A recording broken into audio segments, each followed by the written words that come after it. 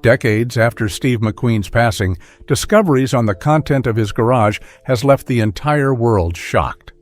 What was found wasn't just rare machines, but hidden stories about a man who lived for speed. Join us as we explore the most incredible collection ever seen. The King of Cool.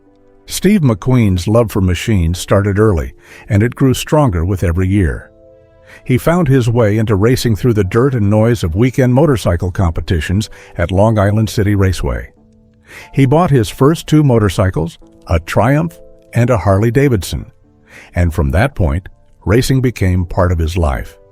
Each weekend he went out, pushed himself harder, and often came back with prize money that felt rewarding, not only for his pocket, but also for his growing reputation. By the time he settled into it, he was winning enough to feel like racing could become something bigger than just a hobby. As his acting career began to rise, McQueen refused to set aside this passion. Whenever a film gave him the chance to drive or ride, he jumped into it with both hands. He performed many of his own stunts because he wanted the thrill to be real. His movies of the 1960s and 70s became linked not only with his acting, but also with the machines he drove. Films like Bullitt and Le Mans carried his name into history, and the cars he handled on screen became as legendary as the roles he played. At one point, he decided to be a professional race car driver. Away from the cameras, his passion never slowed down. He built up one of the most remarkable motor vehicle collections ever seen in Hollywood. He hunted down rare models, picked up old machines that others had left behind, and brought them back to life with new designs. His garage grew into a treasure of raw power. It is recorded that McQueen owned about 100 classic motorcycles, along with around 100 exotic and vintage cars.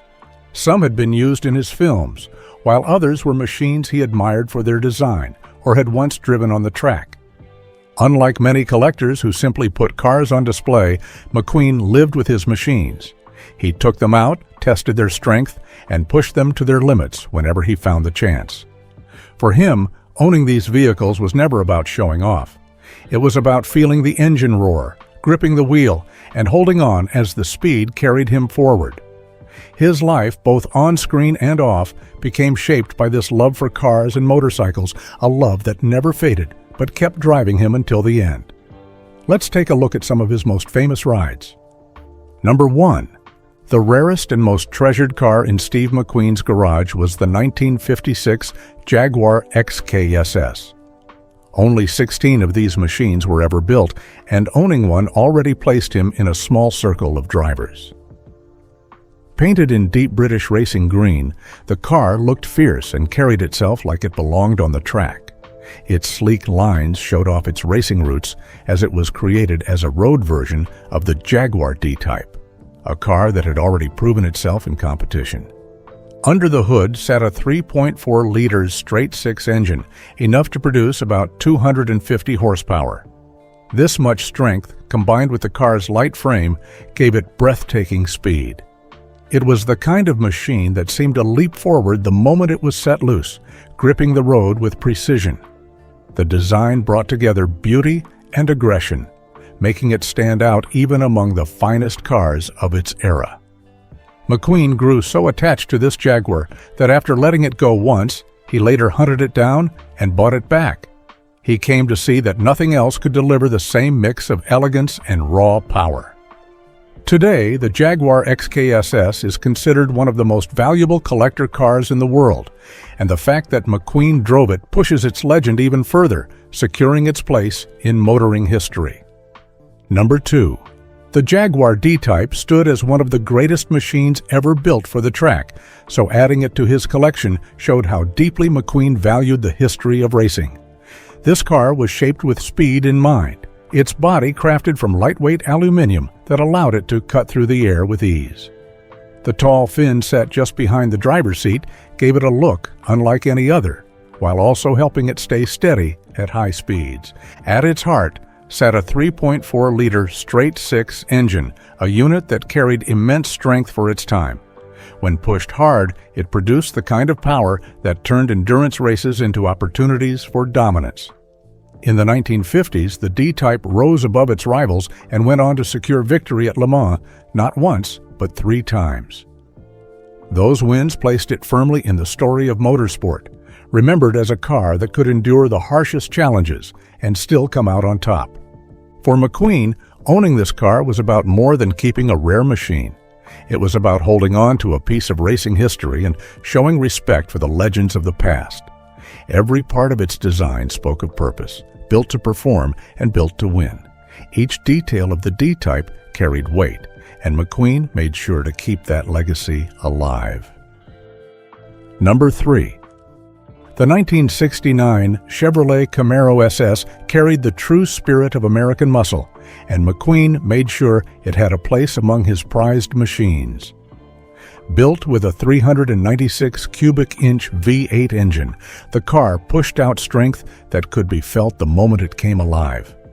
Its design carried sharp lines and an aggressive stance that made it stand out on the road. This was crafted to show character through both style and performance. McQueen was drawn to machines that mix speed with bold looks, and the Camaro SS matched that desire perfectly. The car did not only deliver power, it also offered handling that kept control in the driver's hands. Every turn of the wheel brought out the balance between raw force and engineering skill. It was a vehicle that demanded attention, whether parked or racing down an open road. Owning it meant stepping into a world where strength and beauty worked hand in hand. Cars like the Camaro SS are still admired today, but having one isn't that simple. Many collectors chase after them, adding layers of challenge to the dream of ownership. Because of this, people often look for other ways to keep their passion alive, turning to items like custom car luggage tags that carry the same emotion and spirit. Number 4. Steve McQueen's love for Ferraris was clear when he got the 1967 Ferrari 275 GTB4, a car that carried both finesse and power in equal measure. Built with a 3.3-liter V12 engine, it offered 300 horsepower and could climb past 160 miles per hour without strain. This machine was shaped with long curves, a stretched bonnet, and a low body that hugged the ground. After McQueen brought the Ferrari into his collection, he decided to make it stand out even more by having it repainted in a deep, bold red. The new color brought out its dramatic shape and made the car look alive under sunlight. Whenever he drove through the streets of Hollywood, people would turn their heads to watch it pass. On open roads, the car came alive as it picked up speed, the engine's roar carrying far behind it. For McQueen, this Ferrari was more than transport. It was a machine that joined style and performance in a way that fit him perfectly. Every part of it seemed drawn to catch the eye and pull it along the car's elegant form. Driving it allowed him to show off his daring spirit while enjoying the raw thrill of pushing a car built for both power and beauty to its limits. Number 5. Not every car in Steve McQueen's collection carried the shine of a fast sports car or the grit of a machine. Among the collection of sleek engines sat a 1958 GMC pickup, plain in appearance, yet striking in its own way. This old truck carried the kind of strength and character that showed another side of him, a side that leaned more toward usefulness than glamour, a proof of his love for simple American vehicles built to last. The pickup carried a design that looked both rugged and timeless. Its body was not about showing off, but about standing firm through years of work and travel. McQueen often turned to this vehicle when he wanted to leave the buzz of Hollywood behind and head toward open land. He would drive it out to his ranch, enjoying the way it brought him closer to the ground he owned and the life he wanted to hold on to. The truck's shape, its steel lines, and its basic frame spoke of an earlier age when machines were built for function first. McQueen seemed to draw strength from that spirit, choosing to use the pickup not only as transport, but also as a reminder of a world less polished and more honest. It remained a true piece of his collection, simple but unforgettable. Number 6. The Ferrari 512S carried a presence that few cars could match, and its role in Steve McQueen's film about endurance racing added more to its reputation. Built purely for competition, every curve of its body designed to bring speed and balance on the track. It is powered by a 5.0-liter V12 engine, a machine that pushes the car forward with relentless force. This was not a vehicle made for city streets or casual drives. It belonged to the racing world, where engines screamed and drivers fought to stay in control lap after lap. McQueen never added this Ferrari to his personal garage, but that did not lessen the impact it had on his story. He brought it into the spotlight during the making of Le Mans, where the car helped paint a picture of endurance racing in its purest form. The Ferrari 512S went head-to-head with other cars, creating a vivid display of rivalry and speed on screen. Every frame that showed the Ferrari brought out the danger, the excitement, and the beauty of motorsport. By using it in his film, McQueen managed to pull the car out of the pits and onto the world stage, giving audiences a glimpse of racing's raw energy. Number 7.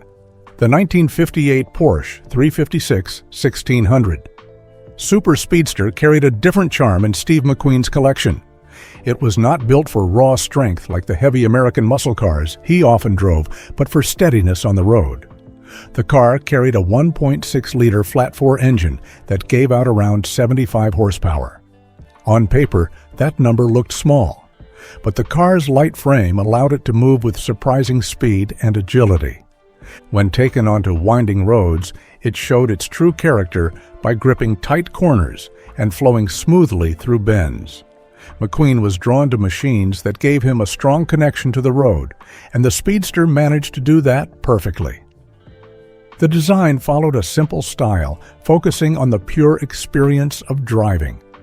That approach gave the car an identity that set it apart from many others at the time. Photographs often captured McQueen behind the wheel of this Porsche, adding even more weight to its story.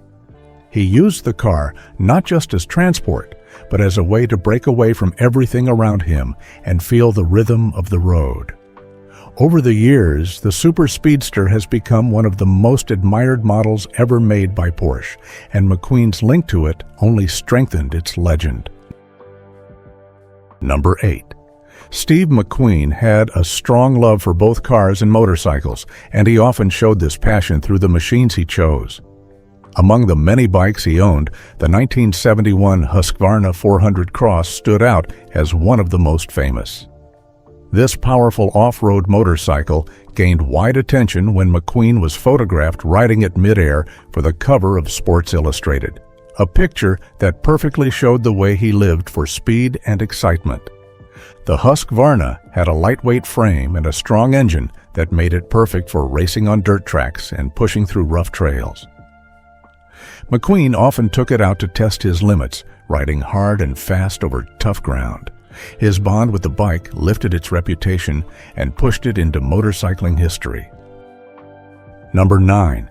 The 1963 Ferrari 250 GT Berlinetta Lusso held a special place in Steve McQueen's collection, standing out as one of the most admired Ferraris ever created. Built with smooth lines and graceful proportions, the car carried a 3.0-liter V12 engine under its hood, offering 200 horsepower and pushing forward with ease to reach a top speed of around 150 miles per hour. This Ferrari was not only about raw power. The meaning of its name, Lusso, translated to luxury, and that quality could be felt the moment someone stepped inside. The leather seats were carefully crafted, the dashboard was set up with refined detail, and every surface was finished to highlight both comfort and class. McQueen used this car regularly, driving it day after day, not just keeping it for special occasions. The Lusso allowed him to bring together two passions at once. On one hand, it gave him the thrill of performance driving with sharp handling and fast acceleration. On the other, it surrounded him with style and comfort, letting him enjoy the road in complete ease. It reflected the way he lived, chasing excitement while also holding on to the finer touches that made life richer. Number 10. Steve McQueen's bond with Porsche carried on strongly after his early years with the Speedster. Among the cars that stood out in his collection was the 1970 Porsche 911S, a machine that went beyond being just a sports car. This particular model held a special place because it was featured in the opening sequence of his legendary racing film, Le Mans. The car carried a 2.2-liter flat-six engine, an engineering design that produced 108 horsepower, giving it both sharp speed and remarkable agility. It was built to push through winding roads and to handle the tricky bends of the French countryside with ease. McQueen's own was finished in a slate gray shade, a color that brought out the strong and focused character of the car. This vehicle became more than a possession.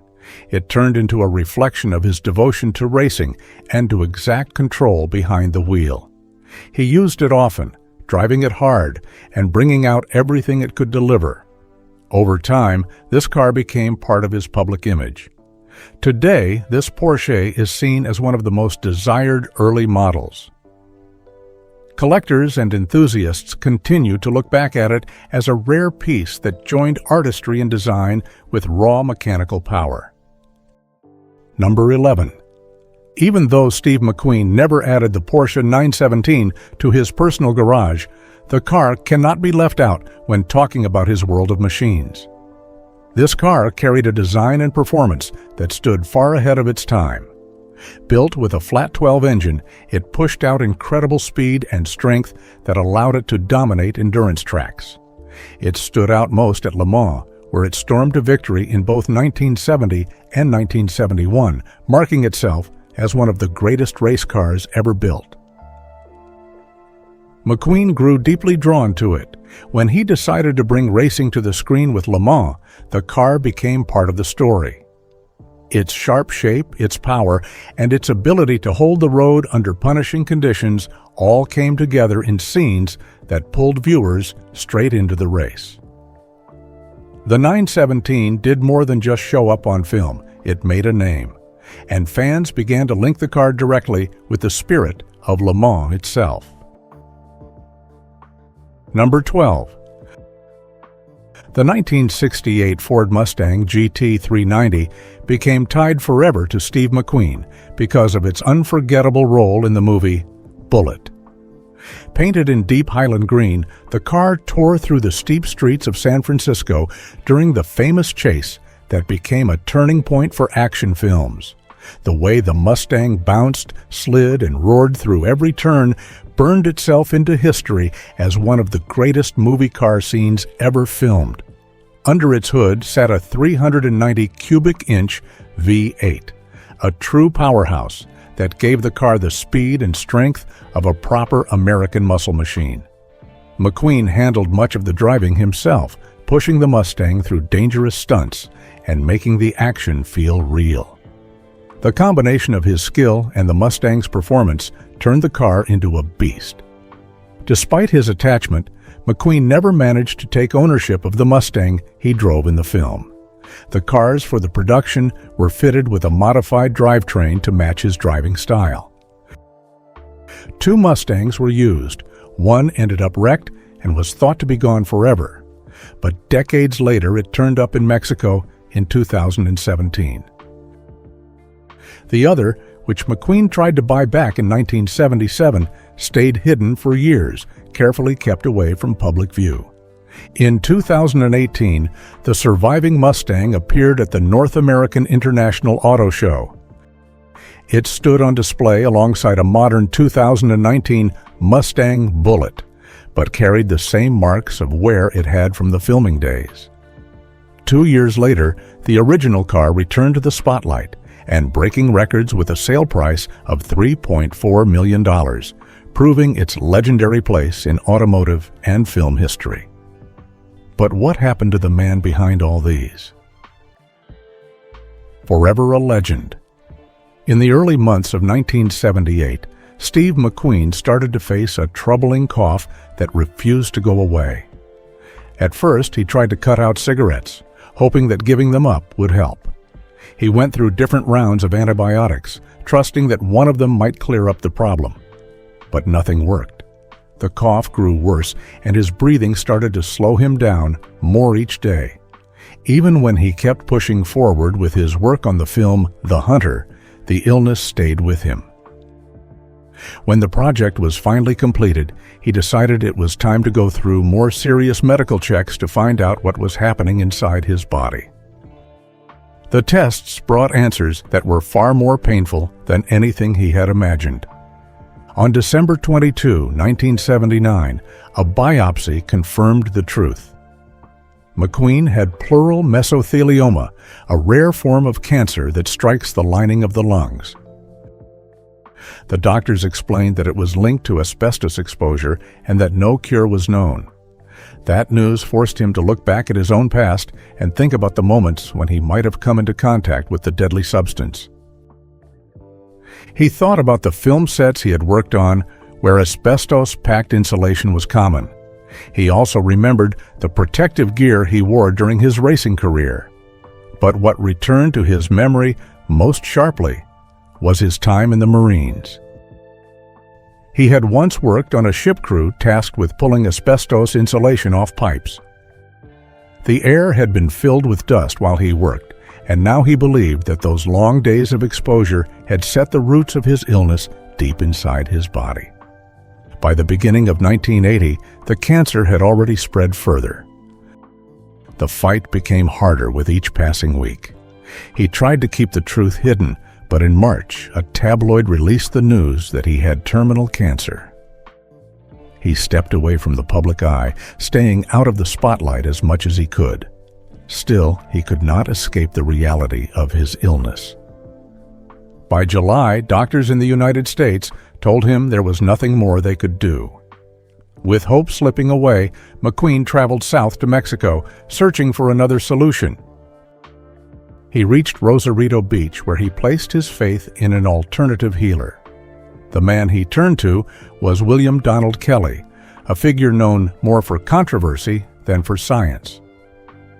Kelly had put together a treatment plan that did not follow standard medicine.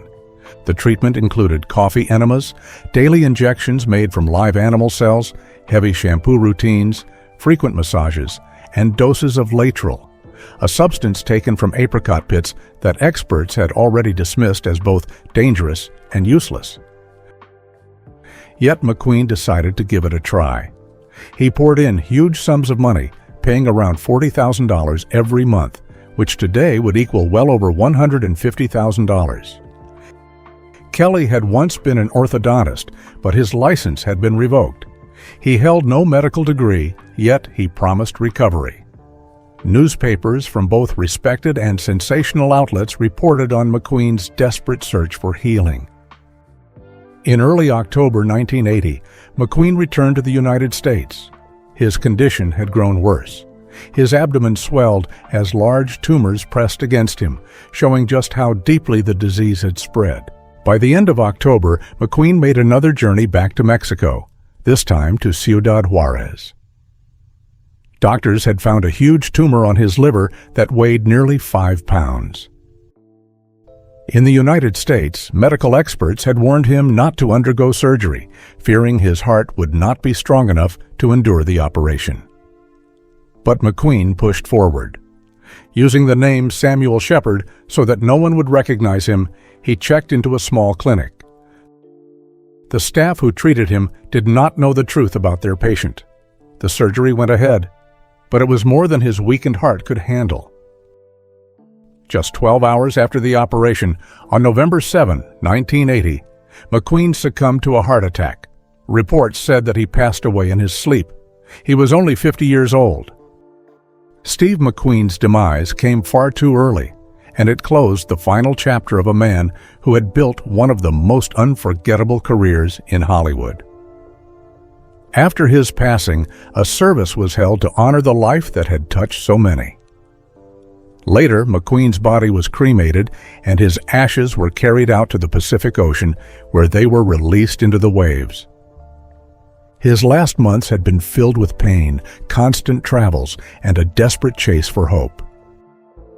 Even though those efforts did not save him, they revealed the struggle faced by many who run out of options. His journey showed how far a man could go, even when the odds left no real space for victory. His story carried both triumph and tragedy, reminding the world of his drive, his passion for life, and his unwillingness to give up, even in the face of his hardest battle.